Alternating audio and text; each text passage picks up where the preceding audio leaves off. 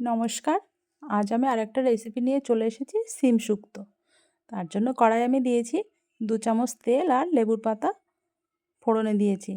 আর সিমগুলো আমি কেটে ধুয়ে এভাবে নিয়েছি। এবার সিমগুলো আমি দিয়ে দিলাম কড়াইয়ে, দিয়ে দিলাম স্বাদ মতো নুন আর হলুদ।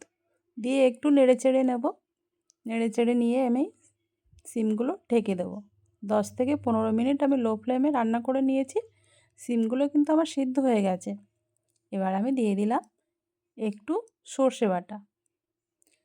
সর্ষে বাটা দিয়ে একটু ভালো করে নেড়েচেড়ে নিতে হবে। ব্যাস, এবার আমি দিয়ে দেবো একটু মিষ্টি, তো অবশ্যই দিতে হবে, তার জন্য আমি দিলাম গুড়ের বাতাসা ছিল বাড়িতে, সেটা আমি একটু গুঁড়ো করে দিয়ে দিয়েছি। তোমরা চাইলে কিন্তু চিনিও দিতে পারো। আর আমার ভিডিওটা যদি ভালো লেগে থাকে তাহলে অবশ্যই একটা লাইক করে দিও।